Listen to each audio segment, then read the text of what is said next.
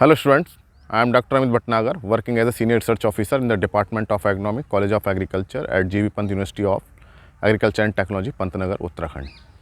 And in previous lecture, we discussed about the causes of soil acidity and how soil become acidic.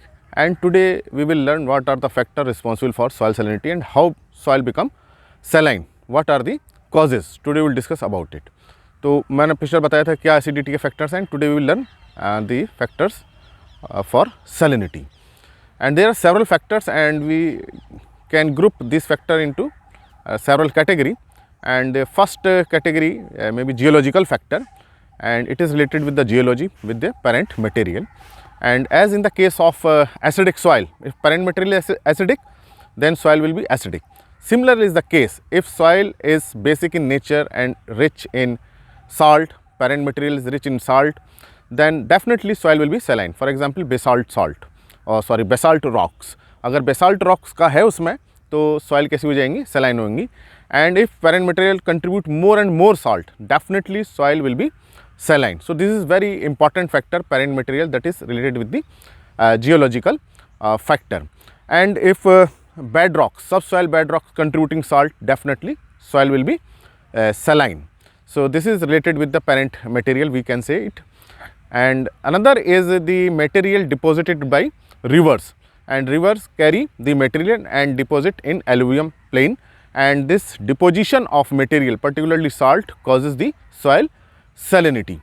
So these two factors, parent material and deposition by river in alluvial plain, this is the major factor.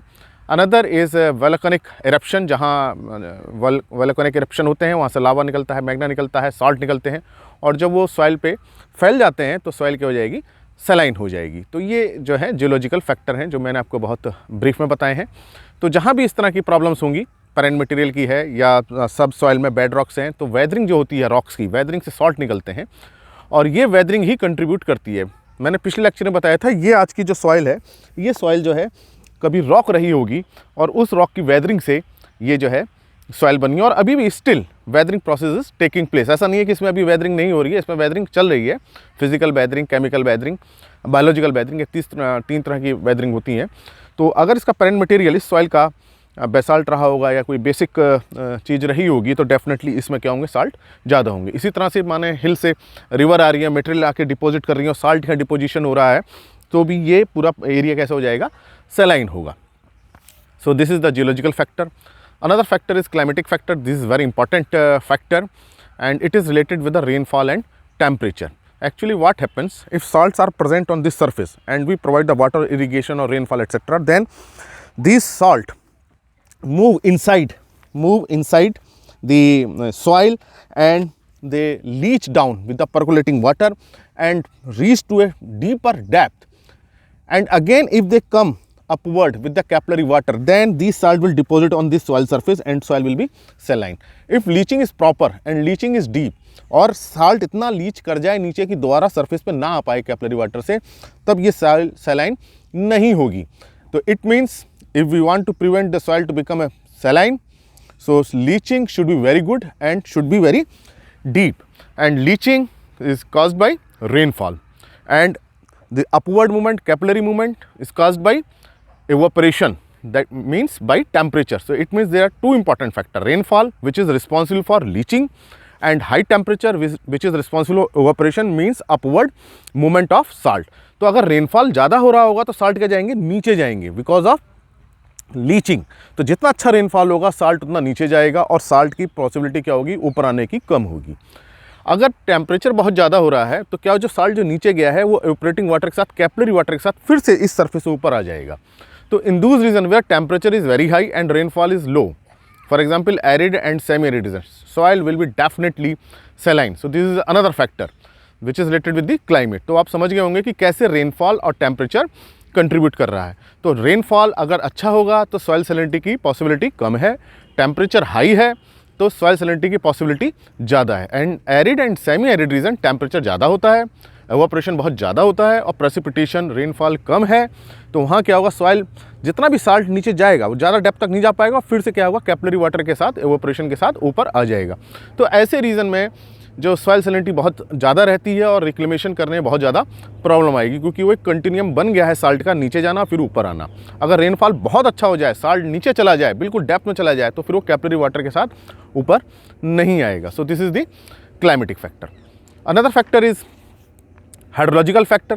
It is related with the land relief. It is low lying area and there is no drainage and water stagnation is there. For example, ये मान लीजिए, ये देखिए, ये surface है, ये हमने channel बनाई थी, ये लो लाइंग एरिया है।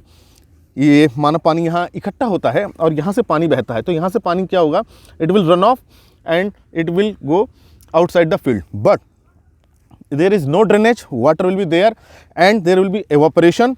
और जो वाटर में चूंकि साल्ट है, सॉइल में साल्ट है, तो क्या होगा कि साल्ट यहीं बना रहेगा, वाटर तो एवापोरेट कर जाएगा लेकिन साल्ट का रहेगा यहीं बना रहेगा और ये सॉइल क्या हो जाएगी, सैलाइन हो जाएगी। So it is related with the land relief. तो जहाँ भी लो लाइंग एरिया है या जहाँ वाटर स्टैग्नेशन हो रहा है, वहाँ पे क्या होगा, प्रॉब्लम होगी। फॉर एग्जांपल कोस्टल प्लेन है, कोस्टल प्लेन में क्या है, सी वाटर आएगा, वहीं रहता है और उसके साथ क्या हो जाएगी, सॉइल सैलाइन हो जाएगी। तो जहाँ वाटर स्टैग्नेशन का प्रॉब्लम होगा, रुकेगा। Delta area, river delta area, बीच में पानी डेल्टा एरिया बन जाते हैं, कहीं ड्रेनेज हो नहीं पाता है, salt accumulate there. Lakes area जो है, झील का है, कोई स्ट्रीम है जहाँ पानी नहीं मूव कर पा रहा है, पानी कंटिन्यू बना रहता है, वहाँ पे इस तरह के सैलिनिटी की प्रॉब्लम होगी। तो ड्रेनेज होना बहुत ज़रूरी है, रन ऑफ होना ज़रूरी है। अगर ड्रेनेज नहीं हो रहा होगा या रन ऑफ नहीं हो रहा होगा तो साल्ट क्या रहेगा, सरफेस पे बना रहेगा, केवल वाटर एवापोरेट होगा और साल्ट वहीं छूट जाएंगे और सॉइल क्या हो जाएगी, सलाइन हो जाएगी। So this is another factor, geological factor, climatic factor and hydrological factor. जो कोस्टल प्लेन है तो वहाँ देखिए प्रॉब्लम रहेगी, जैसे गुजरात है, वहाँ जो है कोस्ट में पानी रहेगा, सलाइन वाटर है, ये प्रॉब्लम बनी रहेगी। लो लाइंग एरिया है, ड्रेनेज नहीं हो रहा है, रन ऑफ नहीं हो रहा है, सॉइल सैलिनिटी की प्रॉब्लम बनी रहेगी। डेल्टा एरिया है, वहाँ भी प्रॉब्लम रहेगी। तो वाटर का ड्रेनेज होना और रन ऑफ होना बहुत ज़रूरी है, अदरवाइज़ वहाँ सॉल्ट एक्यूमुलेट करेंगे। So these are the 3 important factor. Another factor is anthropogenic factor, means related with the human activity. जो हम एक्टिविटी कर रहे हैं, जो हम काम कर रहे हैं खेत में, उस वजह से कुछ हम प्रॉब्लम्स क्रिएट होती हैं, फॉल्टी एग्रीकल्चर प्रैक्टिस होती हैं। These are anthropogenic factors. और इसमें सबसे जो important factor is irrigation with canal water. तो अब आपको लगेगा कि कैनाल इरिगेशन से जो है कैसे सैलिनिटी हो रही है। तो देखिए, जो कैनाल से इरिगेशन होता है, then there is a lot of seepage. तो सपोज मान लीजिए ये कैनाल है, अब इसमें क्या है, वाटर मूव कर रहा है। ये जब वाटर यहाँ से मूव करेगा तो पानी, जब water will seepage will be there and here water will be maintain. हमेशा यहाँ वाटर बना रहेगा। तो जब वाटर बना रहेगा तो ना तो ड्रेनेज हो रहा है, ना रन ऑफ हो रहा है, तो सॉल्ट क्या करेंगे, एक्यूमुलेट करेंगे and water table become shallow. तो ये शैलो वाटर टेबल भी हाइड्रोलॉजिकल फैक्टर से ही रिलेटेड है। जहाँ भी शैलो वाटर टेबल होगा, मान लीजिए सॉइल सरफेस है और ये वाटर टेबल है, तो साल्ट कहाँ आएंगे, यहाँ तक आएंगे, फिर यहाँ अपवर्ड मूवमेंट हो जाएगा, डाउनवर्ड होगा, फिर अपवर्ड हो जाएगा, क्योंकि प्रॉपर लीचिंग नहीं हो पा रही, क्योंकि यहाँ वाटर टेबल आ गया। तो shallow water table also responsible for soil salinity. Definitely it is related with the hydrological factor. अब जहाँ सीपेज होती रहेगी कैनाल से, वहाँ क्या होगा, वाटर टेबल शैलो हो जाएगा और हमेशा वहाँ साल्ट, चूँकि पानी बना हुआ है, वाटर हमेशा वहाँ बना हुआ है, तो साल्ट को कहीं लीचिंग होने की कोई जगह ही नहीं मिल रही है, तो वहाँ क्या होगा, सॉइल सैलिनिटी होगी। तो जहाँ भी जिस एरिया में कैनाल इरिगेशन होगा, वहाँ सॉइल सैलिनिटी होगी। जैसे पंजाब है, हरियाणा है, कैनाल इरिगेशन है, so it create salinity because of seepage. तो आपको समझ में आया होगा कि सीपेज होने से सैलिनिटी क्यों होती है। तो जहाँ कहीं भी सीपेज होगा वहाँ सैलिनिटी होगी, क्योंकि साल्ट जो है लीच डाउन होगा ही नहीं, क्योंकि सीपेज से वाटर वहाँ बना हुआ है। तो ये बहुत इंपॉर्टेंट है। जहाँ भी कैनाल इरिगेटेड एरिया है, वो सब क्या है, वहाँ सैलिनिटी डेवलप हो रही है। तो ये फैक्टर है इसका, anthropogenic factor. Another is irrigation with saline water.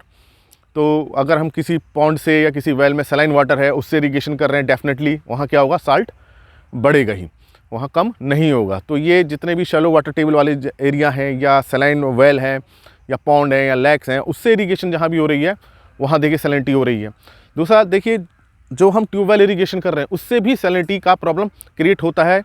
देखिए क्या है कि सॉइल के नीचे क्या है, बेड रॉक्स हैं, वहाँ वेदरिंग हो रही है, मिनरल्स हैं। अगर हम ट्यूबवेल यूज़ कर रहे हैं तो क्या होगा कि वो मिनरल्स भी तो वाटर के साथ आ रहे हैं, बेड रॉक में नीचे मिनरल्स हैं। अब जब हम ट्यूबवेल लगाएंगे, पाइप लगाएंगे, तो उस वाटर के साथ क्या आएगा, साल्ट आएगा।